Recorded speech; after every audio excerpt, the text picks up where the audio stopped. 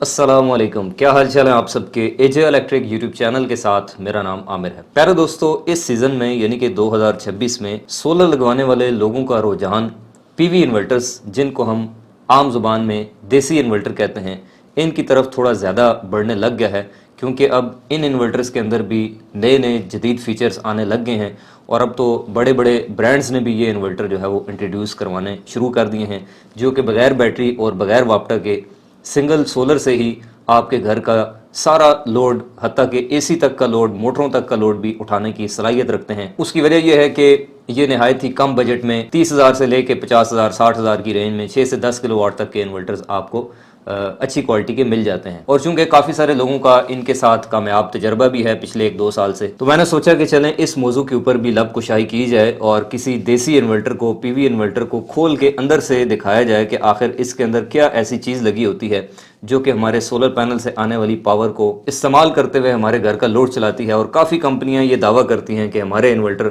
सबसे ज़्यादा अच्छे हैं। तो आपको पता है कि मैं कोशिश करता हूं कि वीडियो के अंदर कुछ ना कुछ नई चीज़ सीखने का मौका मिले। रेफरेंस के लिए मैंने आपके सामने ये एक इन्वर्टर अभी रखा हुआ है जी। ये टाइगर सोलर एनर्जी का है, रोको सीरीज़ का। 9000 इसका मॉडल है। 11,000 वाट तक के ये पैनल सपोर्ट करता है। 6 किलो वाट तक की ये पावर उठाने की सलाहियत रखता है। 5500 वाट के 2 अदद इसके अंदर इन्होंने चार्ज कंट्रोलर दिए हैं। डुअल इनपुट है, यानी कि 2 मुख्तलिफ तरह के सोलर इन्वर्टर्स आप इसकी इनपुट के ऊपर लगा सकते हैं। और इसके अलावा वापडा की इनपुट भी ये लेने की सलाहियत रखता है। बस एक चीज़ जो है वो इसके अंदर नहीं है, वो है बैटरी का होना। क्योंकि जाहिर है ये पीवी इन्वर्टर है, ये कोई ऑफ ग्रिड या हाइब्रिड इन्वर्टर नहीं है। तो इसके साथ अगर आप बैटरी लगाना चाहते हैं तो बैटरी वाला ये सिलसिला नहीं है। ये सिर्फ आपके सोलर पैनल से सप्लाई लेके तो आगे आपके घर की जो लाइटें, पंखे, वॉशिंग मशीन, इस्त्री, फ्रिज है वो चला सकता है। अगर बात कर ली जाए इस सोलर इन्वर्टर की वारंटी की, तो टाइगर सोलर एनर्जी अपने इस इन्वर्टर की 1 साल की वारंटी प्रोवाइड करती है। और 1 साल का जो वारंटी कार्ड है वो इसके बॉक्स के अंदर से बरामद होता है, जिसके ऊपर काफ़ी सारी वारंटी की शराइत व ज़वाबित दर्ज हैं जिनको आप पढ़ सकते हैं। वैसे तो इस कैटेगरी के जितने भी इन्वर्टर्स हैं उनको लोकल इन्वर्टर या देसी इन्वर्टर या पीवी इन्वर्टर कहा जाता है।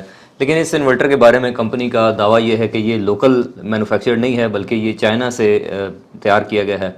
यानी कि इसका जो पीसीबी है, इंटरनल बोर्ड है, वो चाइनीज़ है। अब आप पूछेंगे कि ये लोड कितना उठा सकता है, तो इसकी जो लोड कैरिंग कैपेसिटी है वो 6000 वाट है। 6 किलो वाट का मतलब ये है कि आप 2 एसी, फ्रिज, वॉशिंग मशीन, लाइटें, पंखे, इस्त्री और अमूमन जो एक नॉर्मल घर में सिंगल फैमिली के इस्तेमाल में जो लोड होता है वो सारा आप इसके ऊपर चला सकते हैं। और सोलर पैनल्स आप इसके साथ ज़्यादा भी लगा सकते हैं, क्योंकि इसमें मैंने आपसे अर्ज़ की है कि सोलर पैनल्स लगाने के लिए 2 अदद पोर्ट्स दी गई हैं। तो चलिए अब मैं यूँ करता हूँ कि इस पीवी इन्वर्टर का जो फ्रंट कवर है इसको मैं हटा के आपको अंदर से इसका पीसीबी और इसके अलावा जो इसके अंदर इंटरनल कंपोनेंट्स यूज़ हुए हुए हैं उनका मकसद बताता हूं कि इनके अंदर कौन कौन सी चीज़ें लगी हैं, कौन कौन से सेक्शन हैं और ये किस तरीके से यहाँ पर हमारे घर के लोड को चलाने के लिए ये सारी चीज़ें काम करती हैं। तो देखें, सबसे पहला और बुनियादी असूल ये है कि इलेक्ट्रॉनिक्स के अंदर जो दर्जा हरारत है, यानी कि हीट, ज़्यादा दर्जा हरारत, ओवर टेम्परेचर, ये इलेक्ट्रॉनिक्स का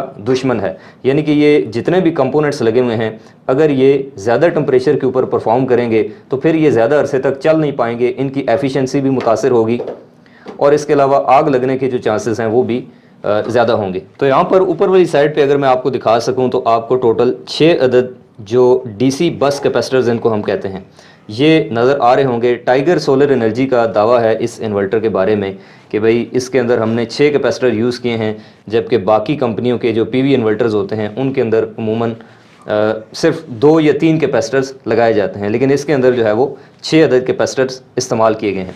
अब मेन चीज़ ये है कि भाई ज़्यादा कैपेसिटर लगाने से क्या कोई ख़ास फ़र्क पड़ जाता है। आखिर ये कैपेसिटर्स का बड़ा होना या ज़्यादा होना, इससे परफॉर्मेंस या क्वालिटी ये कैसे मुतासर होती है। तो देखें, ये जो कैपेसिटर्स होते हैं इलेक्ट्रॉनिक सर्किट्स के अंदर, ख़ास तौर पर पीवी इन्वर्टर्स के अंदर, ये as a energy storage tank काम करते हैं। यानी कि आप यूँ समझ लें कि ये स्टोरेज टैंक है जिनके अंदर आप हाई वोल्टेज की फॉर्म में डीसी एनर्जी को स्टोर करते हैं, सेव करते हैं। और इसके अलावा ये स्टेबल पावर प्रोवाइड करते हैं। आगे लगे हुए जो आईजीपीटीज़ और मॉसफेटीज़ हैं, यानी कि जो ट्रांजिस्टर लगे हुए हैं, उनको पावर प्रोवाइड करते हैं। और इसके अलावा इन कैपेसिटर्स का सबसे बड़ा और बुनियादी काम ये होता है कि जितने भी हमारे टार्क वाले लोड होते हैं, जैसा कि एसियों के कंप्रेसर हो गए, इसके अलावा पानी की मोटरें हो गई, दूसरी मोटर हो गई, और इसके अलावा जो डीप फ्रीज़र हो गए, उनके अंदर जो कंप्रेसर होते हैं, उनकी मोटरों के जो स्टार्टिंग टार्क होता है वो सारे का सारा ये कैपेसिटर्स उठाते हैं। तो किसी भी इन्वर्टर के अंदर जितने ज़्यादा कैपेसिटर होंगे, जितने बड़े कैपेसिटर होंगे, उतना उसकी जो हैवी लोड को हैंडल करने की सलाहियत है वो ज़्यादा होगी। उसके बाद जो दूसरी मोस्ट इंपॉर्टेंट चीज़ है जी इस पूरे इन्वर्टर के अंदर, वो है जी ये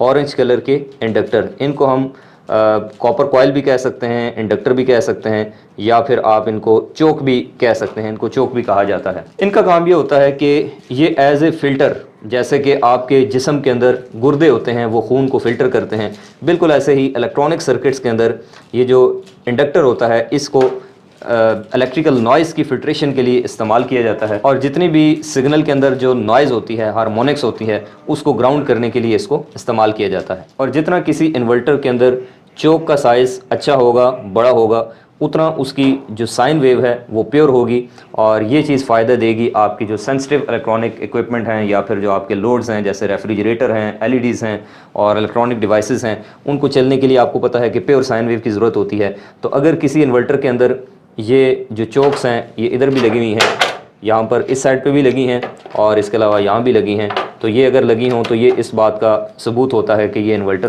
प्योर साइन वेव है। अब आ जाएं जी तीसरे मोस्ट इंपॉर्टेंट सेक्शन की तरफ, जिसके ऊपर इन्होंने ये प्लास्टिक का कवर दिया हुआ है। ये जो सेक्शन है जी, जो कवर्ड है, ये असल में होता है जो हमारा मेन ट्रांसफार्मर, या फिर आप इसको मेन जो पावर हल्ट इसको आप कह सकते हैं, जो पूरे इन्वर्टर का दिल होता है, जिसके अंदर IGBTs, MOSFETs लगी होती हैं।